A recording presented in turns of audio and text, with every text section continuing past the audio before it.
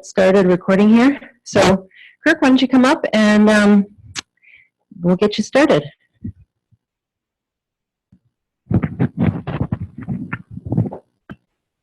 Usually on your shirt, yeah. Okay. And clicker, does it work? All right. Thank you, Catherine, for that kind introduction. So I'm Kerk, and I'm from Chapman University, which is about an hour and a half from here in Orange County. And so I'm a social scientist, so I think my presentation may be a little bit different from what you have seen at this conference yesterday and today. So what I'm sharing with you today is some preliminary findings from a project I've been working on since 2013, funded by the NSF. Looking specifically at the organizational aspects of cyber infrastructure projects and science gateways and related topics, computational tools. So a little bit of background of how the focus of this particular presentation came about. So this is not advancing. I guess I have to use, okay, it's not projecting. It's advancing there. Oh. Yeah.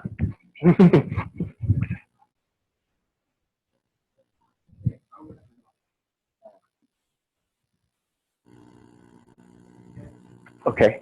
All right. I'll go back one more slide. Yeah. Oh, no, actually one more. Okay. Thank you. All right.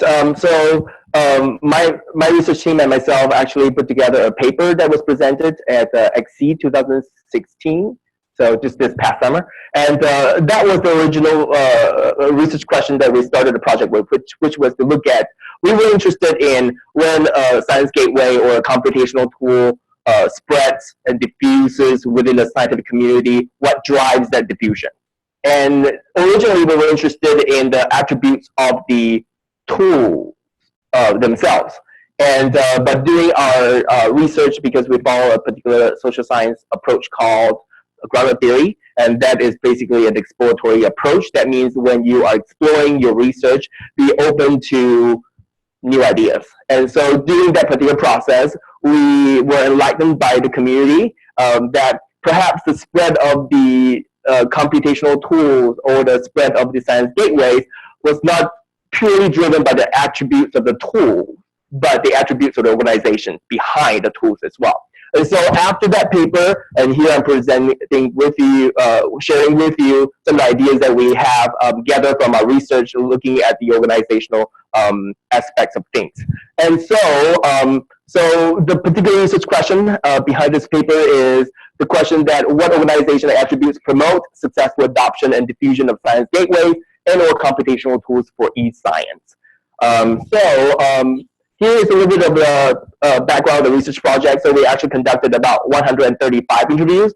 130 of them are within the United States. And basically we use Exceed conference programs as our sampling frame. And we basically look people up and contact the people and say, hey, we are interested in your experience with science gateways, computational tools, and the cyber infrastructure. Would you like to talk to us? And some of you in the room actually were part of the data collection process. So thank you for your contribution. And then we also talked to about 5 people from EU. So we have a little bit of international input to kind of help us frame the US case. So the first interview actually started in 2013 at the SC conference in Denver. And the last interview that we included in this data analysis was actually from Exceed 2015 in St. Louis. And so we transcribe all the interviews verbatim, and then we use a transcript, and we actually systematically analyze everything using a particular software called NVivo. So here is a quick summary of all the 10 attributes that we identified in the data set, and I will talk about each and every one of them and give you a little bit more details as we continue here. So, but this is just a quick preview. So basically the idea is that what attributes of an organization may drive a successful team to promote the diffusion and the adoption of the science gateway.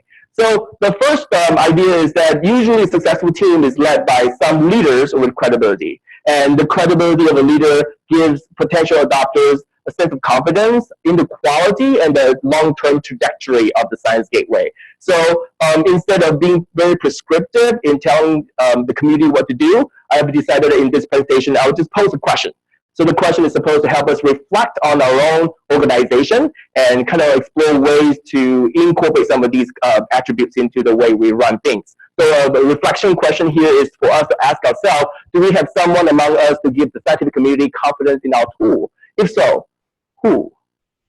The next question, the next attribute that we identify in the data is that usually successful teams behind Science Gateways are teams that are made up of multidisciplinary expertise. And here we understand that a lot of these projects are designed to tackle grand challenges. And for that to be successful, we need a very robust tool, and that usually needs a very interdisciplinary team with different perspectives. And so the question here for us to reflect upon our own organization is the question that, do we have the right combination of expertise and perspective to create a robust tool in order to address the grand challenge?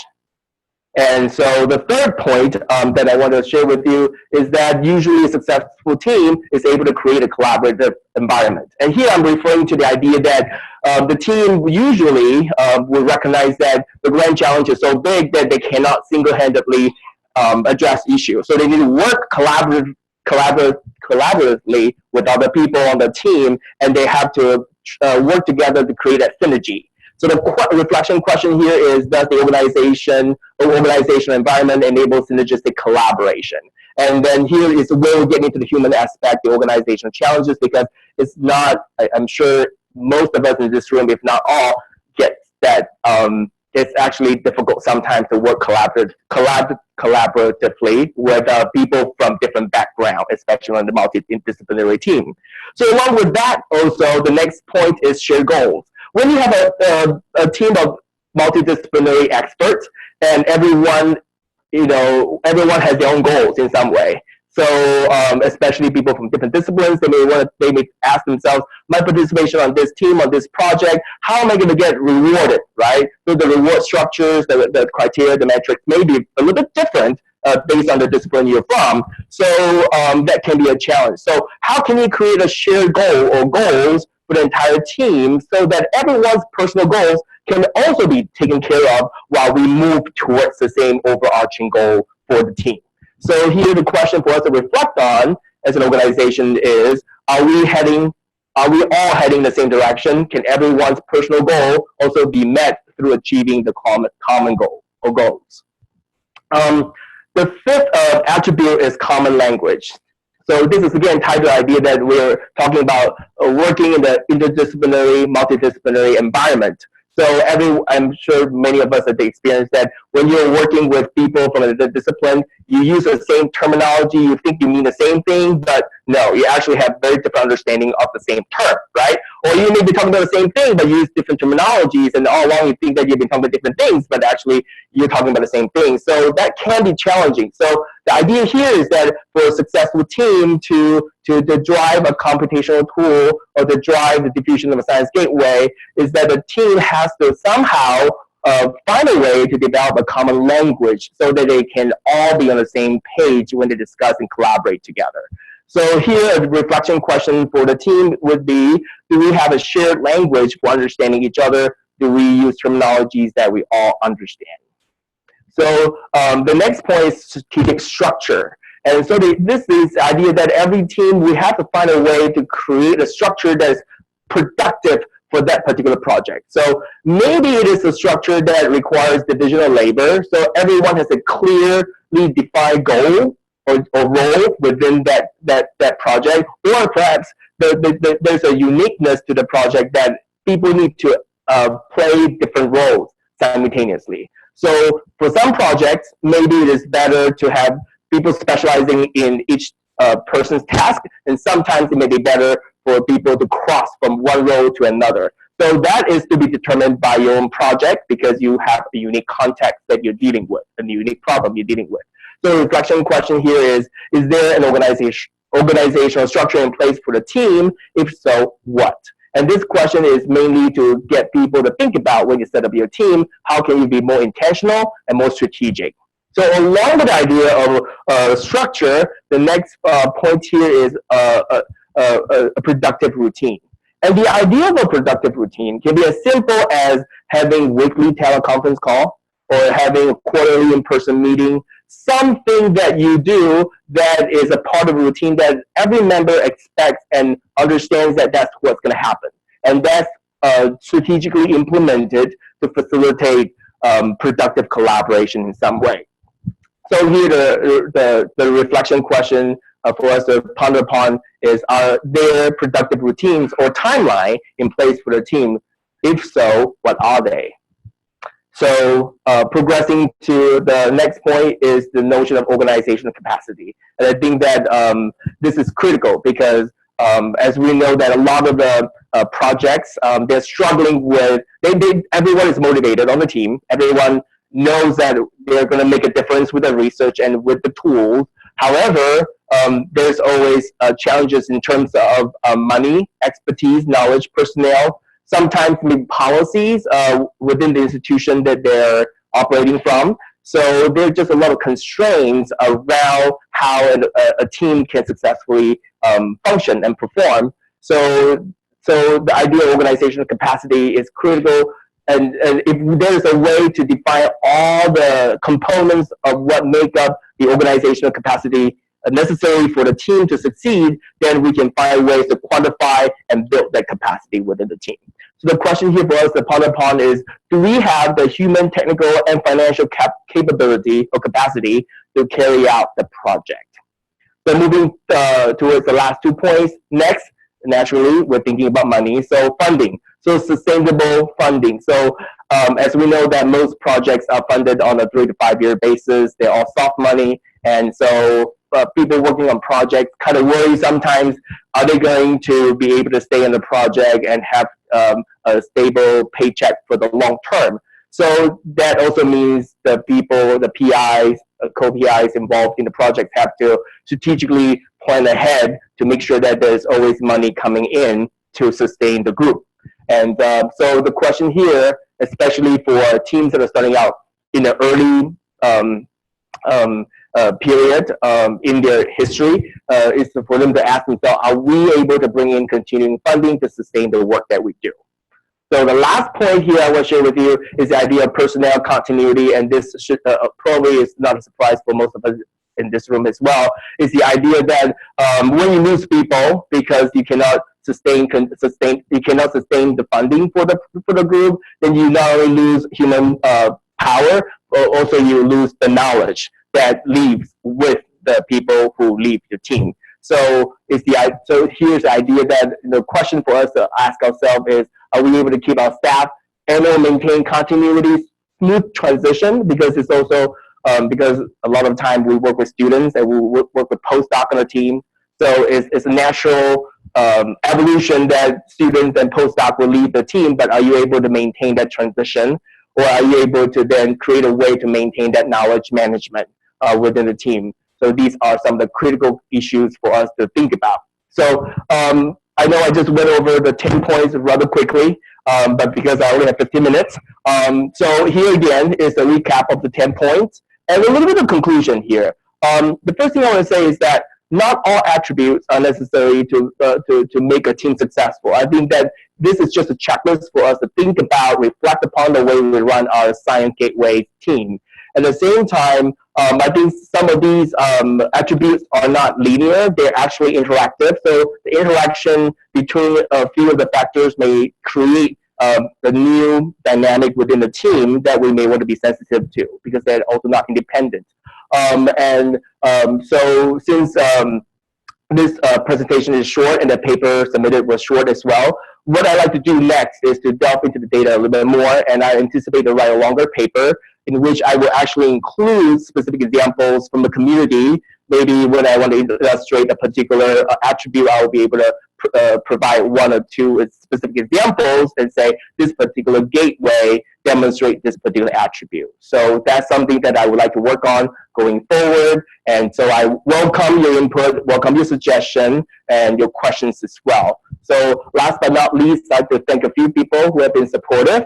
So Ryan, Nancy, and also John have been, and among other people in this room as well, have been wonderful and supportive of this project that have been working on for the last few years. And also want to thank Mona Slyman, and some of you may have interacted with her. She's a team member who has actually moved on to greater things now. But she contributed some ideas in this project, so I'd like to acknowledge her, and also NSF funding on this particular presentation. So on that note, thank you very much.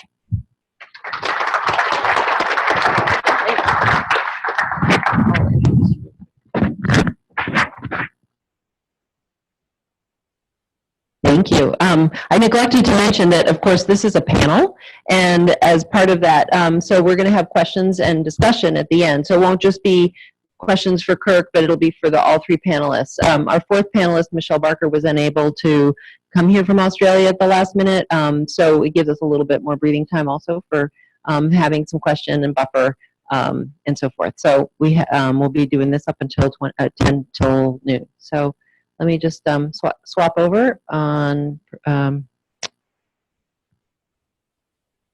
to find the mouse, okay.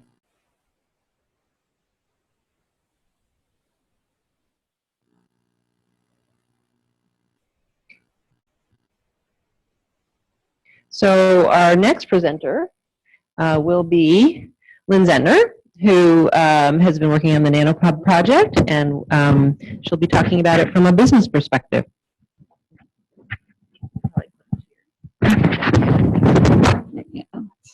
On the side, probably. There we go. Yeah.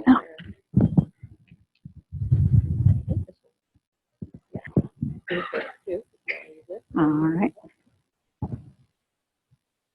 All right, good morning, everyone. I'm Lynn Zentner. I'm the Managing Director at the Science Gateway, known as NanoHub. And this morning, I'm going to tell you a little bit about some business studies we embarked on to study our Science Gateway from a business perspective. So quick history, take you through a little bit of NanoHub's timeline. We've been around for a while. So we started in 1995 as an answer to a problem a faculty member had. He had some computational code related to nanoelectronics, wanted to share it with a colleague, didn't really want to mess around sending tapes and disks through the mail. So he started to have a grad student look into, how can we put this out on the web? Shortly thereafter, something called Punch was born, and it was basically a vehicle to do this providing of code over the web. That morphed a few years later into NanoHub, and a few years after that, in 2002, the Network for Computational Nanotechnology was formed under an NSF grant, and the network currently operates NanoHub now. So we started out even in 2002 only providing simulation codes on the web. At that time, simple web form was how people interacted with them.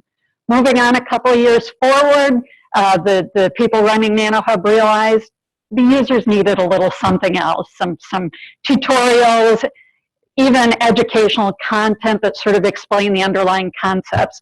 So we added this idea of and more content on NanoHub, and that's grown astronomically over time since 2004. Finally, about 2005, we had the Rapture Toolkit created. This provided a way for the code developers to easily put an interface on their tool, made life easy for them. We have summer students now, undergrads, no experience or a little coding experience, put these on existing research code over the course of a summer. Makes it easy for the users also. They don't have to worry about inputs and outputs. They get a graphical display of their code. So really nice. Really quick, fast facts about NanoHub. There's a misconception that this is a Purdue thing. It's not. It's a global infrastructure. You see our map there. We've got users around the globe using both the simulation code and those and more resources. Over 5,000 resources currently on NanoHub, and a growing number of users visiting the site. We're at 1.5 million, or just shy of that now. We have simulation users, we have classroom users that we track automatically by looking at them through behavioral analysis, and we track papers in the literature to see that we are indeed seeing use of NanoHub in actual research. Next question we're often asked is it good research? So we use the secondary citations. And the idea of NanoHub as a participant in the research in some way, shape, or form pulls those papers together, and we give NanoHub itself an H index. About 72 for an entity that's been in business 15 to 20 years, depending on how you're counting. Not too bad. We're doing quite well. So NanoHub, we're clearly successful. We've heard a lot through the course of this conference. There's a lot of successful gateways out there. What's next for us all? We need to start turning our mindset around a little bit and start thinking about what we have like a small company. We've got a product, we've got a customer base. Let's look at things from a business perspective. Question is though, who have we got running and operating our gateways? We've got scientists, we've got engineers, we've got cyber-infrastructure specialists, we've got faculty. Not a business expert among them. So how do we capitalize on finding ways to get that expertise? I don't know about you, but my initial grant budget didn't have any consulting with business people built into the budget, so I've got no money for that. I've got to be a little creative and find other ways to leverage possible connections that I might have. And wait, I'm at a university. So I can harness some of my academic connections, our gateways can, by partnering with institutions or entities either at our own institution or outside. Purdue has the Krannert School of Business with an excellent MBA program. So for NanoHub, that was an excellent fit. They actually have established semester-long learning projects for their MBA teams, and they allow companies to put proposals in for ideas that they want the business teams to study. There's a lot of pros and cons to this approach. Some of the pros, you've got young, eager students, state-of-the-art learning, they're ready to apply it all. You know, they're a very hungry group to start looking at your product and your project. They're really cheap, typically free to engage with them. Done right, this is a win-win for everybody. The gateways get some business expertise. These students get exposure to very different types of business operational models than they see in their case studies of the businesses that they would typically explore in their MBA program. Some cons, if you have money and you go out to hire business experts, you're going to get the best that your money can buy, and you're going to vet them fairly carefully, making sure that you get a good fit. If you go into a classroom, you've put a project forward, the students are either going to pick your project or the faculty is going to assign your project to some group. You don't have a lot of say of what you're getting, and these groups can vary in quality. Another con is you're operating over the course of a fixed time period, usually a semester. 3 or 4 months, it's not that long, you know, to accomplish something.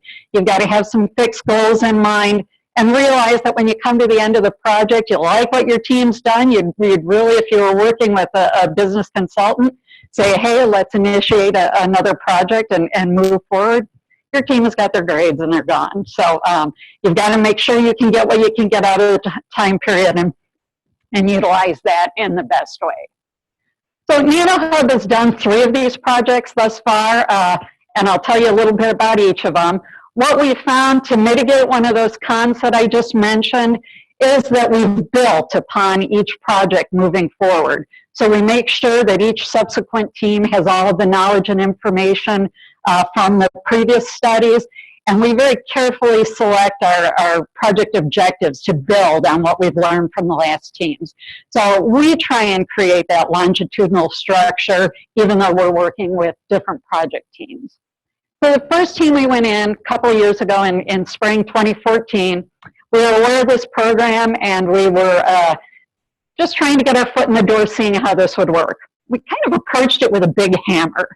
We basically said to the team, we've got content, how do we monetize it? Very simple question for them, but kind of on our minds quite a bit, thinking about sustainability. Team came at it with a fairly typical business approach. They became aware of how NanoHub operated, what its structure was, took a lot of data from us and began to analyze it, started to identify the services we offered, looked at possible revenue models, who might be commercial competitors or benchmarks for us, and also surveyed our user community. we saw kind of the same approach from all of the subsequent teams. So the first team came back and, not surprisingly, started throwing some terms around for us that we weren't accustomed to. B2C, B2B, what are those things? So first of all, they looked at NanoHub and said, you've got a B2C type formation here, business to consumers. Yeah, we got a product, we got users, sort of they come together in this B2C model. No surprise there. They also said, B2B is a common model. You are not doing much of that with your gateway, but you have the potential to maybe bundle some premium things and start looking for customers in a more other entities, institutional users. They also did a survey to our users trying to look at this B2C model and seeing what sort of financial things our users would be willing to accept, what caused them to use the site, what caused them to leave the site, things like that. And also look at what kind of price point they might be comfortable with if we were going to do any kind of pay for services model. What they found in the response to that was all the free content people are used to getting on science gateways, you take that away, and more than half of them said, we're out of here, we're leaving. So you've got to be very careful, is what we took away from this survey. Tweaking with what you've previously offered your users for free and saying, oh, guess what, now that costs $50. What we did find, and they found from the survey, was that there was some willingness for modest payment for freemium model type services. So give them a little extra storage, let them do more simulation runs. And they explored what that price point could be through the survey questions and came up with about a $75 a year price point. Fairly easy for us to implement. We had to get a bunch of approvals within Purdue as well as from NSF to move forward with this NanoHub Pro subscription model. $75 a year gave them some of the services we mentioned. We had a modest reaction from the community to that. Certainly not anything that's going to sustain a gateway. And like anything in a business sense, there's a whole marketing push that goes with that. And we didn't quite have the experience. We put it in newsletters and things, but I don't think it was a full-on approach to get the word out. The other recommendation they made was to explore this bundling idea, the B2B, and the model the business students thought about was what they saw in their own classrooms. Harvard Business Publishing puts forth these case studies.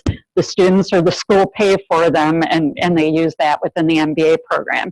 They said maybe NanoHub can take some of their material, bundle it up, and specialize it enough that you could charge institutions for it. That's a little more challenging thing to put together because we do have already packages like that, again, for free. How do we make that transition to make them, at a different level so that we can start charging people for them? Second study came right at the heels of the first one, the next semester, and we refined it a little bit. We gave this group everything the first group had done, and asked them, okay, we had started to talk with our sponsors and at site visits and things, we were asked, have you saturated your market? Maybe you have all the NanoHub users you're ever going to have. So we asked this group to explore what our market penetration was and what our whole market looked like. Were there whole communities maybe in nanotechnology we were missing or users that we weren't reaching? They again followed basically the same approach as the first group. Throw around some more business terms, the things like Porter 5 forces and peace we hadn't heard of. SWOT, of course, we were familiar with. But their basic approach to analysis was similar to the first group. What they came away with, looking mostly at educational users, was potential market barely dented into. 10 million possible users worldwide. Another thing they looked at was R&D spending in nanotechnology globally. And particular countries stood out, Japan and China, that have heavy R&D investments in nanotechnology. And so a focus potentially on some of those markets might be useful.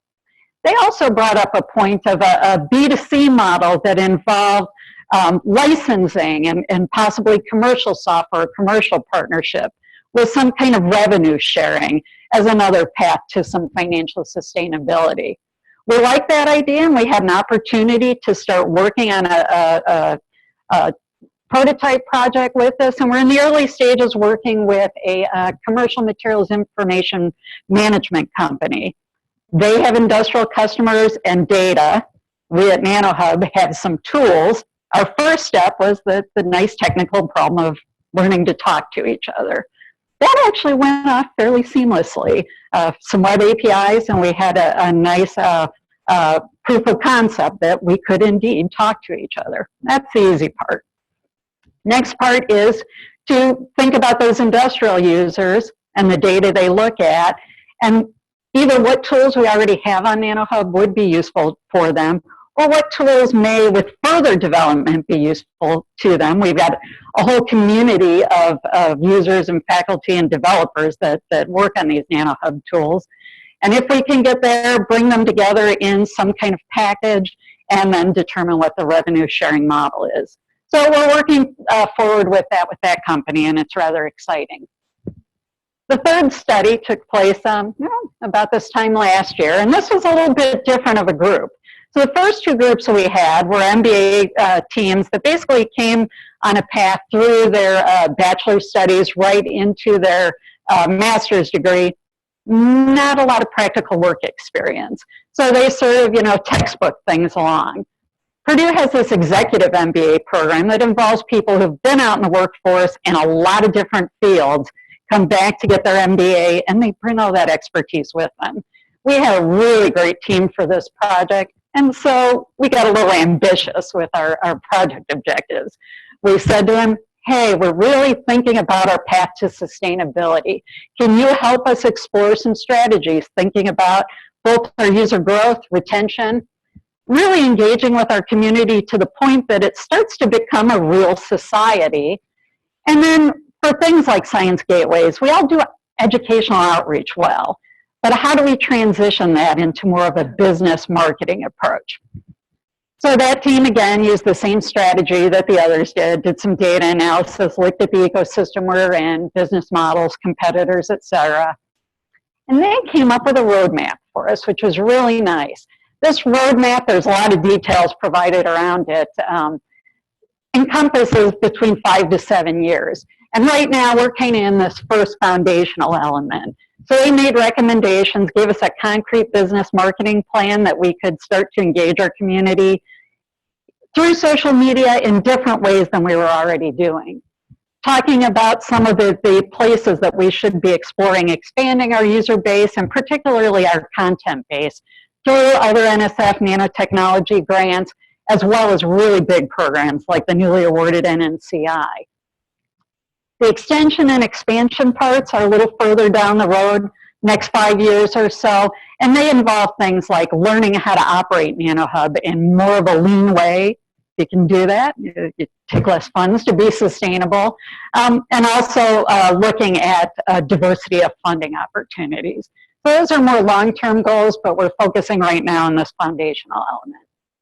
So to wrap things up, what did we learn from this set of 3 engagements? Well, in order to make this successful, you really have to make it a meaningful engagement. You can't just throw something over the fence at these student teams and let it be, or you're not going to get much out of it. You start with agreements on confidentiality if there's things that need to be protected, and in particular, agreements on work product. The teams need to know you don't just want a final presentation. You want all that data analysis and all those products delivered to you. It is absolutely critical for these teams to understand what you are as a gateway. Again, it's very different than a typical business operational model. If they don't get it, they're going to go off into left field. So having a team that gets it, and our third team really did, is key. You need leadership on both sides. A student leader who keeps things moving as far as communication with the gateway, and somebody on the gateway responsible for kind of keeping the lines of communication open. And those leaders will make sure that ongoing meetings happen on even a weekly basis. You've only got 3 months here, and making sure that the proper data is passed, the team isn't going off track, and both of those leaders need to watch for scope creep. Only got 3 months. Finally, as I mentioned, you need a final handoff of all those materials. The presentations are well crafted. They give you a lot of information. Another month after they've done it, you're going, what were the assumptions that they had when they did that analysis?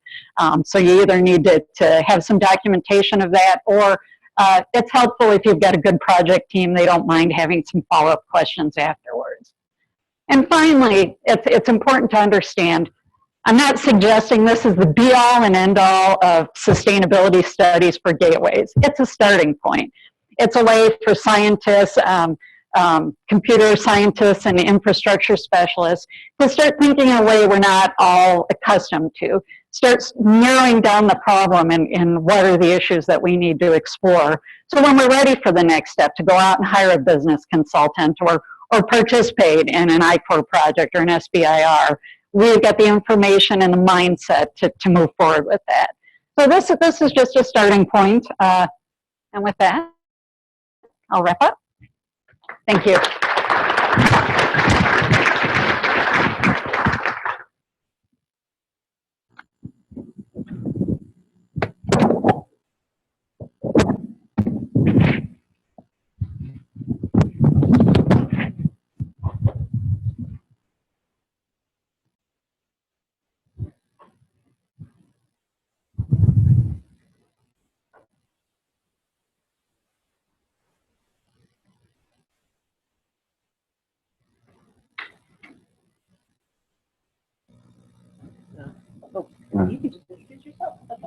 Okay.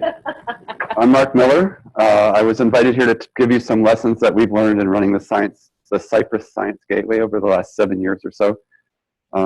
First, props to Nancy and Catherine and the whole Institute for organizing such an incredibly interesting conference. Thanks to all of you who have presented. Okay, so we've been running about 7 years now. It says 6 in my title in your program, but I'm bad at math. What can I say? I'm a biologist. So we created Cypress Science Gateway for phylogenetics, for people studying phylogenetics. And I'm sure you all know phylogenetics is the study of the evolution of life on Earth through time. Primarily, we study that through DNA sequence analysis. And right now, we're in this very interesting stage where DNA analysis is so cheap and so widespread that there's way more data than there is time to analyze it. So really, we're in this new world of DNA-rich analysis, and knowledge is limited by how quickly we can analyze the data. And so Cypress was created for all those groups that have greater or lesser resources to do this, so everyone has the ability to stay relevant in modern research, because laptops and desktops are just no longer adequate for this kind of analysis. Okay, so the need is out there. Over 7 years, we've grown quite a bit in terms of users per month, in terms of jobs per month, in terms of core hours consumed per month. Our growth about 20-fold in each of those areas. The size of the jobs is growing, the time they require is growing, the size of the data is increased from a design specification of kilobytes up to multiple megabytes for uploads and up to gigabytes for downloads of results produced. So this kind of change has produced some stress on the infrastructure we started out with. And the goal of my talk is just to describe some of the things that we've encountered sort of day in the life and what we've learned and how we've approached this in our tiny team. So, okay, what have we learned about creating it? We started as the Cypress portal. And in the beginning, we thought we'd just create a nice little web interface. We had 2 developers spend 3 months creating this interface. And it was simple. You could upload files and you could run some analyses. But the design was wrong, and the roll your own approach just didn't work. But luckily, I had another project that had a generic infrastructure that was built for the same purpose, that was meant to scale in terms of how many tools were available and what command lines were available. And so we just adopted that code and made it work for using Exceed resources. And that was really the only choice that we had to meet the requests we were getting from users, especially since we had very little funding. So the lesson learned there is you should follow that model. I don't think I have to tell that to this particular group, but I thought I'd mention it anyway. And the recommendation is look at the platforms that are out there. We didn't have platforms to choose from. We had the one that we created, and that was convenient, but there weren't a lot of choices. There are a lot of choices now. If you're creating a gateway, look at what's out there, look at the services, and realize that I've never seen someone adopt one where changes weren't needed. So you need a platform that you can change, meet your needs to the best of your ability, and know that you're going to have to modify them. It's part of the work. For the team, the lesson learned is there are many types of expertise required in creating a gateway, and I think Kerk alluded this very nicely. You're not going to find what you need in a single person. You're going to need a lot of people. If you have a small budget, you're going to have to be creative. And so having parts of people's time has made this work for us. And if you look at the breakdown of people on our team, we're less than 2 FTEs at all times. So this is a tiny team. We support 8,000 people per year. But you can see we've got fractions of people. We have people who swap on and off. Paul and Mona have been super helpful. They swap on when we can afford them and make changes to the front end, for example, or to the database. And then we have a very non-overlapping set of expertises here outside of software development. Wayne Pfeiffer manages HPC. I manage all the user services and strategy. And Madhu does some benchmarking of codes for us now. We're missing a lot of kinds of expertise. We're missing expertise in statistics. We're missing domain expertise. No PhD level systematists help us. So we rely on user input for that kind of help. And then we have no expertise in Apache and Tomcat and cloud computing and system administration. We rely on the infrastructure here at SDSC. People give us time because they like us or because we have a little money to give them. And having the ability to buy those services at some reasonable rate. You don't need these people every day. You don't even need them a lot. But when you need them, God, you need them right now. So, okay. So when we have issues arise, which issues arise, when you have very limited resources, it's like, how are you going to strategize about how you manage those issues? You have a tiny team. You have to be very measured in your response. And we've elected to be very reactive. We wait until problems arise. We don't try to proactively solve all the problems that are going to arise. We're basically trying to get capabilities up. And when problems arise, we drop everything and solve them if we have to, if they're existential risks. And if they're not existential risks, we see if we can live with them, or if we think the users can live with them, because we just don't have the resources to solve everything at once. So as it says, you know, minimize existential risks and accept the risks that are going to exist. If there are other ways you could spend your resources to better engage users or to provide them with more functionality. And that's a lively conversation in my head all the time and among the team, and I think that's important.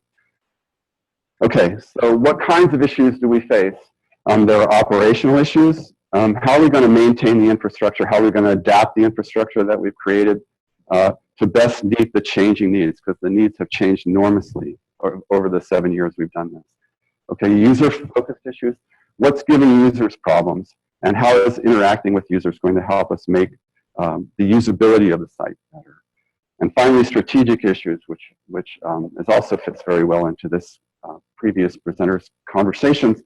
How do we keep the lights on? How do we sustain ourselves in this very, very fast-paced environment where we're really dealing with problems all the time? How do we manage to find a strategic space to think about what's the way forward? And this is a partial list of some of the operational issues, and in 15 minutes, there's no way to talk about all of them. I picked a couple of them just as exemplars of how we approach them. So in terms of managing resource limitations and potential abuse, there are days where you get an email like this.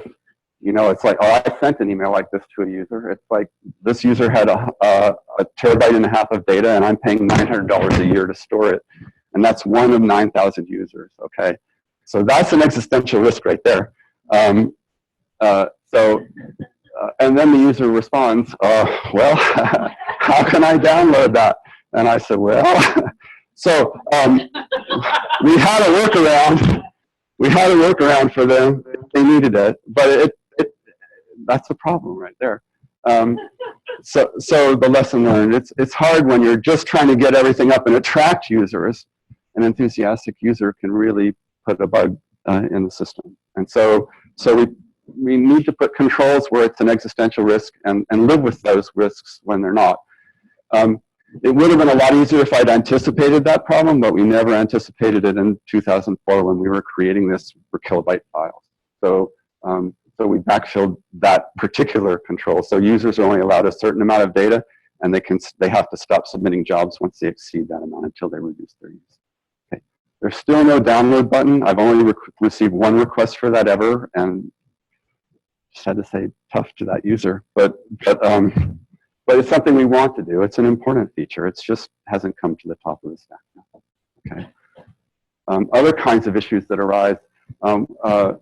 One morning, Wayne Pfeiffer sent me a note. Says there's 400 jobs on Comet right now, and look, this one user submitted 171 jobs, and if they run to completion, it's going to be 500,000 core hours. That's a big part of our allocation. That's like whoa. So that's a serious threat right there. What to do about that? That only happened once, and one person organized a pizza party with like 10 grad students, and he had a deadline coming up, and they all submitted all those jobs. And they ran a lot shorter than they were configured for, so it wasn't an issue, but it started a very interesting conversation with that particular user. And it's never happened since. It's like, because just submitting 171 jobs with our interface is a heroic act. I mean, if you have to submit 10, you're like crawling the wall. So it's easy to submit a few, but anyway. So we haven't cured that in the browser interface yet because it's important but not super high risk. If it happened twice, then it'd come to the top of the stack. Okay. But in the REST interface, where people can deploy 171 jobs with one click, well, that's different. And we have those controls in place now. Okay. Other kinds of operational issues. I'll just briefly talk about moving codes between compute resources. This actually turns out to be something that's really in the foreground in my thinking right now. It turned out to be a pretty big problem. And this is another email that I got one morning from the user saying that a half-hour job was now taking 3 hours. What's going on? And users are so great. It's like this slipped through our testing, but users are the best as far as telling us what's wrong, because you can never afford to test everything yourself. You're going to make mistakes. Okay, so I misconfigured an interface and missed it in my testing. And so a lot of our RackSML jobs, which is one of our most popular codes, were running 12-fold less efficient than they should have run. So they're burning 12 cores and running on 1. So you can see the spike there. So when you have so many users and you make a mistake like that, it's like, this is really bad. It's very wasteful. So we analyze our tool release cycle, and you can see here, 3 to 4 of us are involved in any kind of tool. If we get a request for a code update or a new tool, we have to do some kind of vetting. Does it fit into our strategy? Practical vetting. Does it fit into our regular workflow? Is it a good command line tool? And then we have to do benchmarking. And then if we change machines, it's the same thing.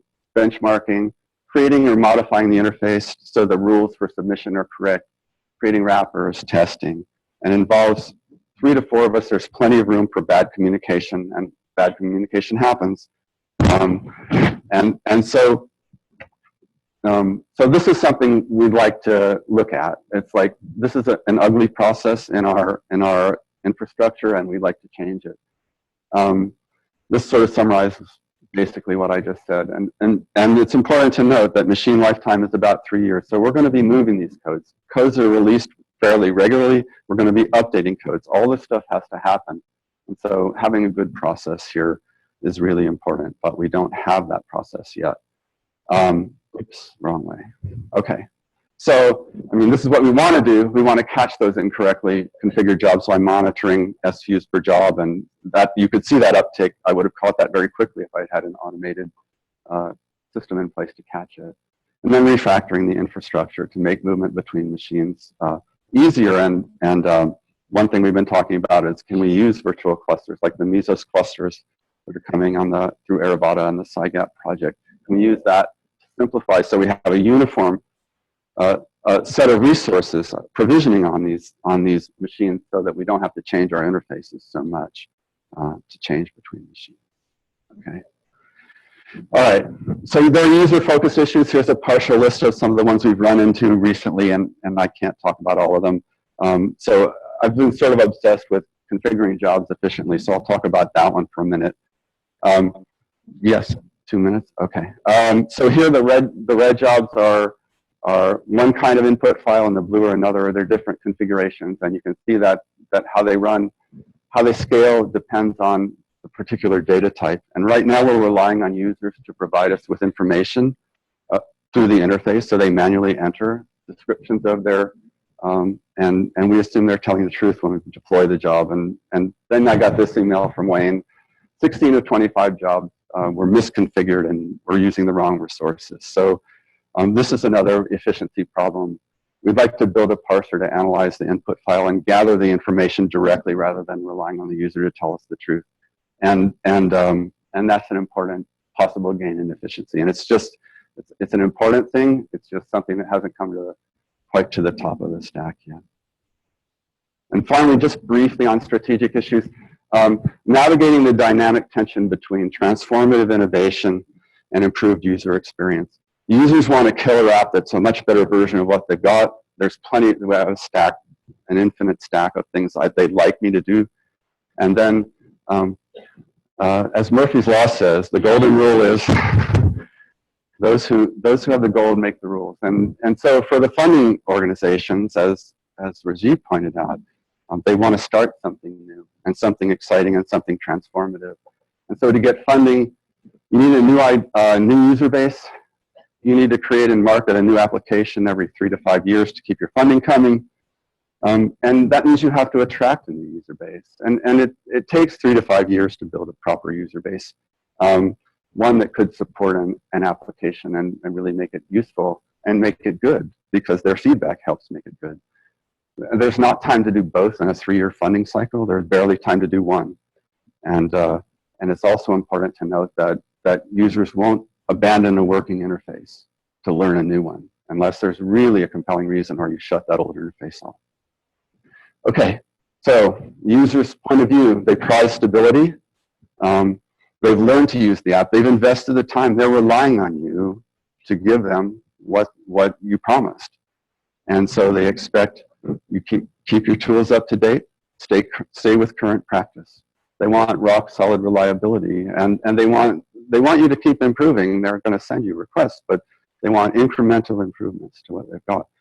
And they want the tool set to continue to be in the familiar interface. None of us like it when Windows or whatever changes the whole look of the operating system. They're not looking for, they just want to get their work done. They've invested the effort in learning. So by the golden rule, will users fund the evolution of any web application? I don't know of anyone who's getting fee for service from individual users to keep their application running. And I don't know if it's possible. And then for me, there's the philosophical question. You know, the emotional problem of excluding users from what you promised and what you've been providing them. And then the idea of whether charging a subscription fee really violates some fundamental premise of Exceed or the Science Gateway concept. And I think, to me, that's an important question.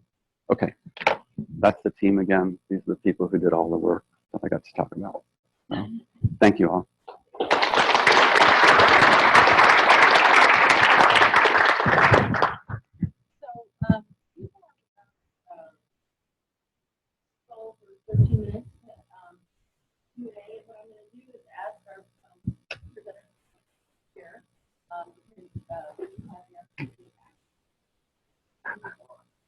Oh no. That's right. We can always say, I don't know. Right?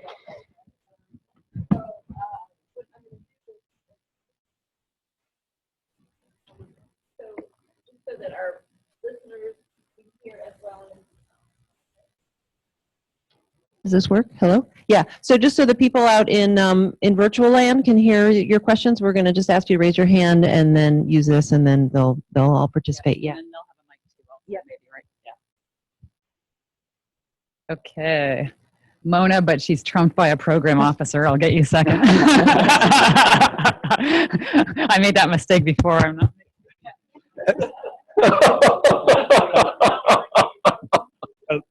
Never mind.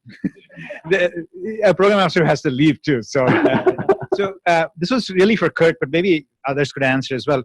So, you put out those 10 attributes for successful cyber infrastructures. What were some counterintuitive things you found? That's a good question.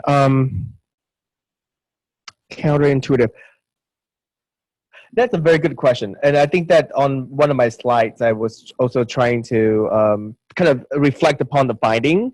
I think that a lot of the 10 attributes here can probably be generalized beyond the Science Gateway context. And it will apply to a lot of, startup organizations or even organizations in general. I think that that's a very good question. I don't think I have a quick answer for you, but I will think more about this. Do you mind if I send you an email with a reply when I come up with something better? Okay. So I apologize for not being able to come up with the answer right away. Okay. Thank you. Got your message. Thank you. You can maybe think during the other questions too, Kerk. This question is for Lynn, and what you shared about your lab is really a change of culture, and I'm wondering how the lab and the people who were there have responded, or how the users have responded to these changes that have been happening. That's a good question, and I think you're absolutely right. As I mentioned, scientists, cyber infrastructure people, we don't think that way from the business perspective. Our users don't think that way. They see this infrastructure out there, they come, they use it. One of the interesting things that the first study came across, they asked the users what they thought it cost to run the gateway. Oh, they were way off, and way off in a much cheaper sense than what it actually cost to run it. So I think there's a strong, with the users, a strong educational aspect that goes with the culture change, to let them understand that yes, these are great services. These are funded initially by agencies like NSF, but they expect them to be taking off and embraced by the community. And in order to do that, I think there is a change of culture, maybe more in the community than even in the operational side, to help users understand the value proposition for what we're offering and the costs associated with it. Other questions? Yes.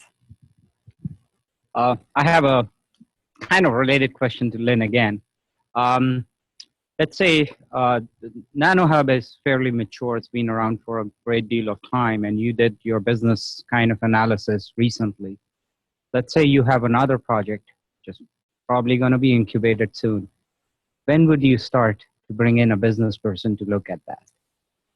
Based on our experience with NanoHub and the changing climate, I think in funding and a lot of this, development, it moves so fast now.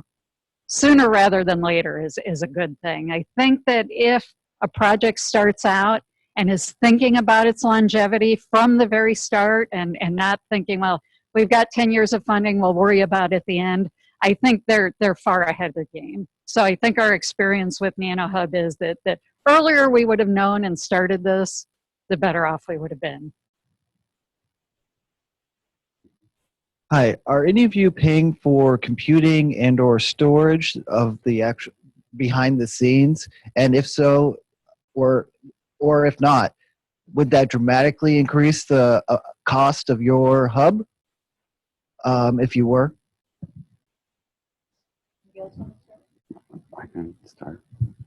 We're currently paying for storage. We pay $600 a terabyte a year for it. We have about 15 terabytes, so it's not a killer cost right now because we've worked to constrain it. For computing, it's all we have a small allocation on the TSCC machine here that we pay for service, but the use on that is file transformation programs and stuff that doesn't really run. The real codes run on parallel machines here and by exceed allocation. If we were to pay, I believe we'd be paying about 4 cents per core hour, which would be a substantial cost for a lot of users. And right now, the model that we operate under at NanoHub is We engage with Hub Zero and pay them what we call hub fees for all the bundled operational expenses, so we don't break out from development all the cost to operate. They are exploring, and it's of great interest to NanoHub, what if we move things to, say, AWS?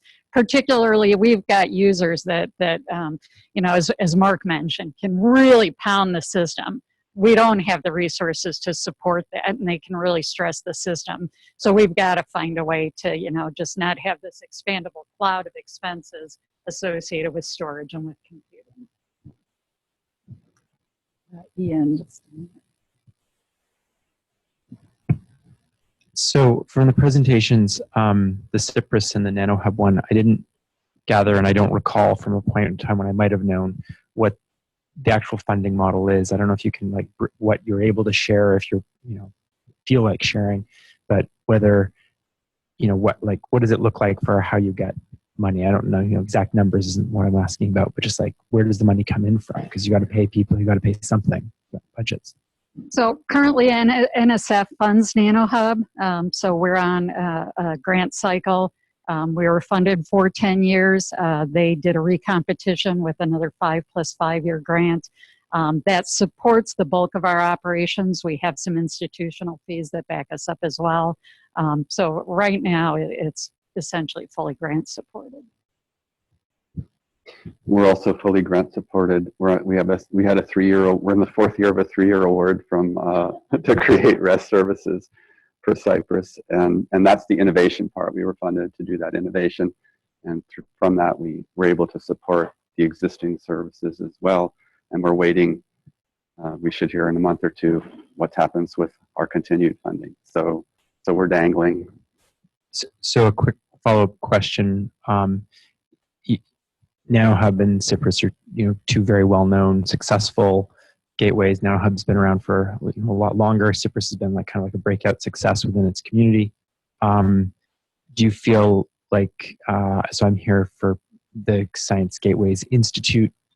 Do you feel like what are your thoughts about a model in which there would be like a software institute that you could perhaps choose to take ownership of, or even if the NSF said, you know, we're not going to give you guys any money anymore, but great work. We're going to take everything you did and we're going to hand it over to like a team, an operations team who's going to like manage the software. What would you think about either of those scenarios? Like, do you want to hold on to it? Or do you want to say, this has been great, we got the ball rolling, and now we want to hand it off so that it can have a future life in the hands of somebody else? That's an awesome question. I think no one does this for any length of time without great passion for what they're doing. Like, you're working 60 hours a week, you're getting paid for less than that, you know, and it's because you just really believe it's important and should be done. So the idea of giving it up in one sense, but it's like your child. It's like, if that's how your child survives, you know, that's how your child survives, and then you move on to the next thing. And in some ways it would be a relief. It's like a lot of sleepless nights, really, you know, when the system's down and you don't know when it's coming back up. You know, not having that anymore, not checking email at midnight to make sure the server's still up, would be okay. It's like when your child graduates from college and goes out and self-sustains themselves. It's kind of nice to get them out of the house. Yeah, I agree with Mark from the NanoHub perspective. You know, we've had discussions as we kind of move through the second grant and what we want to do in the last 5 years of the project that, you know, ultimately NSF's not going to re-up beyond 20 years for us. So, you know, we all talk, the PIs of the project, where do we want to be at the end of the 20 years? And we really want something out there that you know, is still alive, still being useful, and something that we can feel proud of, whether or not we're the ones that are running it. I think we all accept within these types of projects that there's an evolution.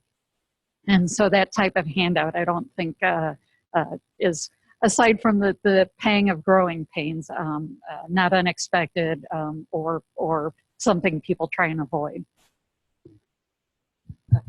So I have a selfish follow-on question to that. I'm just listening to all three of you talk. Sustainability and creatively justifying your funding has been an important part of the work that you do. And Kerk has also mentioned that sustainable funding is really important. And one thing that's really striking about both the NanoHub and Cypress presentations is the statistics that you can, statistics in terms of users and volume and so forth, and how you can really demonstrate that you've got people using this. In what ways has that been a benefit for your sustainability, and what are the challenges, or what's associated with being able to convince people of that? Because metrics and demonstrating value is something that funders are often talking about.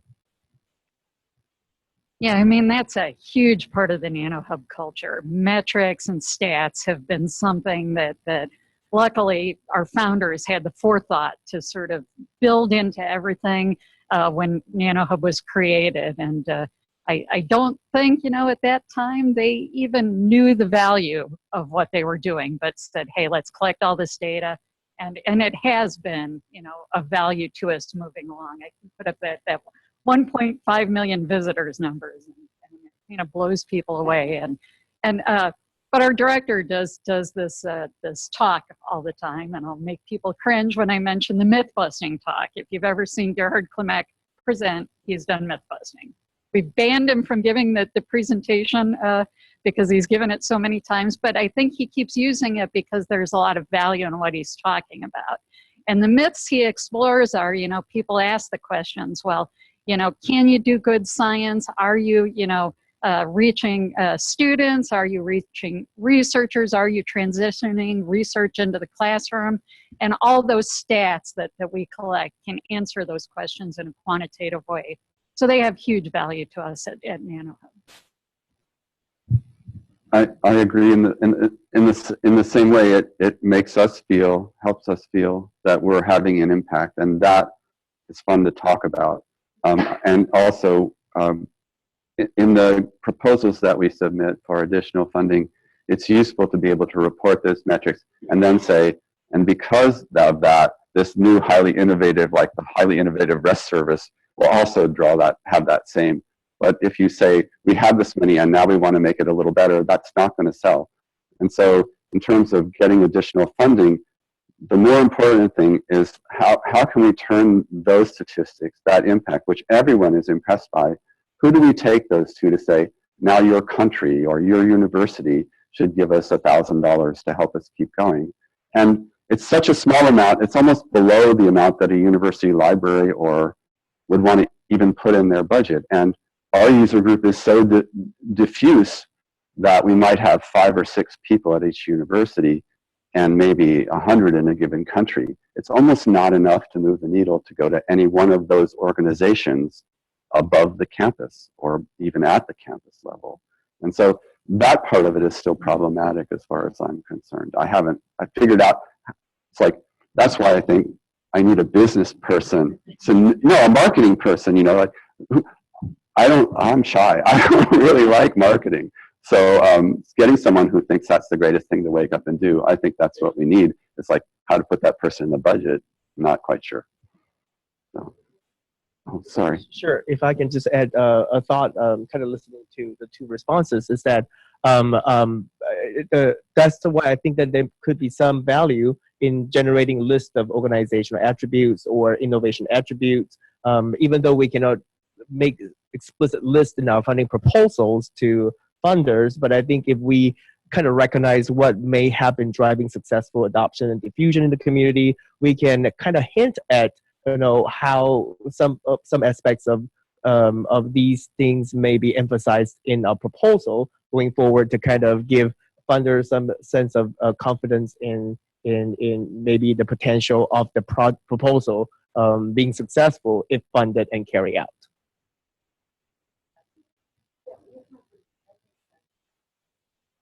This should be quick. I'm taking off my gateway hat and putting on my XDMod hat, listening to the sort of crazy behaved jobs stories from Cypress. I know that your usage statistics are getting reported on XDMod since you're Exceed backed, and I'm wondering if you're running application kernels or if your resources are reporting sort of just some baseline jobs to check that things are configured properly and so forth. That can help a great deal for identifying basic crazy misconfigurations or the results of upgrades or so forth. So that's one of your services. This is something you can do through XDMod is install application kernels and have basically reports on randomized cron jobs that run to check that your jobs are behaving as they should. If you want, we can talk. Yeah, let's talk.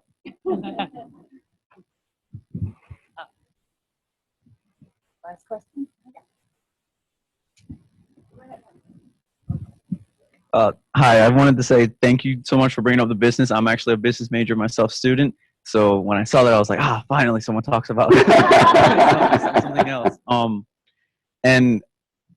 Well, what I wanted to talk about is a little more selfish for me. What did the students get from working with this type of organization? And for the attributes, are you going to be giving any examples of these set attributes afterwards? So little two questions. Okay, well, I'll start with the student side. The projects that we worked with were actually through an organized course. So the students were in a course where they were going to do a project working with businesses. The businesses put in proposals to the faculty members. They vet them as to whether or not they're acceptable and take a subset that they then offer to the students. The students were allowed to choose the projects that were of most interest to them. So depending on kind of background and interest, I noticed on our teams, we did get more people who had technical backgrounds, particularly in that third group I mentioned that were people coming back from the workforce. We had several engineers, computer scientists. So the students, I think the benefit they get on this type of project is it's so atypical. Every group told us that they really enjoyed selecting a project that was more a nonprofit type thing, not, typical, we've got a widget, can you help us think of, how to sell it? So it expands their experience, I think. And from that point of view, it's really great for the students. And of course, they get a grade in the class, so that helps as well. Kat? To very quickly respond to the question of attributes, yes, I plan to expand the paper because the original submission was just 2 pages. And also this question is actually a tangent to the original research question. So it was just kind of like a accidental discovery of something that may be of interest to the community. So definitely I'll add more examples to the list. Thank you. My question is for Lynn. So in generating the project objectives with the 3 studies that you talked about, did NanoHub team have these objectives already clearly outlined, or did you work with the business students in generating the project objectives?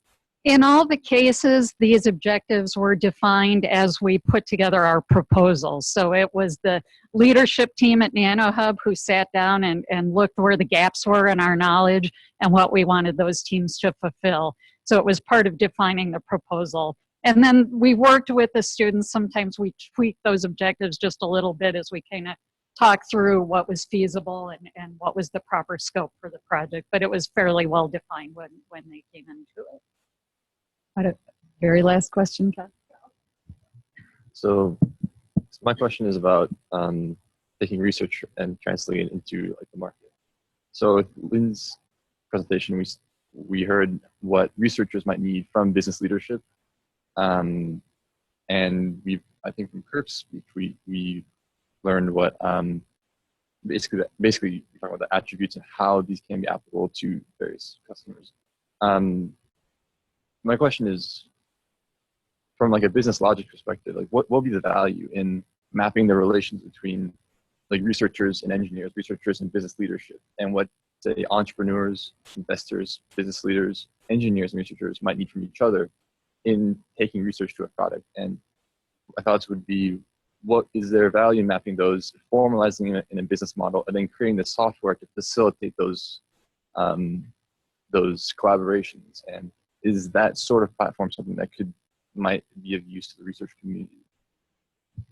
So I'll kind of answer from my perspective, and then Kerk can add. I don't know about taking it as far as a platform, but I think as far as the Gateways community is concerned, you know, as we embarked on these projects, we kind of felt like we're on the open sea somewhere. There wasn't a lot of information about this, and we were really sort of exploring what felt like something new. So to sit down and maybe systematize that, work with social scientists and kind of map that all out, I think could be of value broadly to the Gateways community. I totally agree with Lynn, and I just kind of expand on that point. I think a key value here is instead of exploring the effort as a first attempt, if we can work together and figure out what are some models that will increase our chances of success, that would just benefit the community overall. So to increase our confidence in the strategies we engage in will produce positive outcomes. Thank you. Thank you, all of you, for participating in this. I want to, let's give them a round of applause for doing all that. So momentarily, you'll be going to lunch. But before that, I want to make sure that you know that this lunch was brought to you by Omnibond, who is here today to talk briefly about their what they do, because they think it's going to be useful for you. So I'd like to invite Amy Canton up to speak about that, and then we'll have a couple announcements before we head you off to lunch and the rest of the afternoon. Yeah, sure.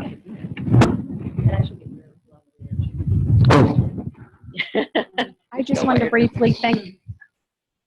Why don't we give you this? Okay.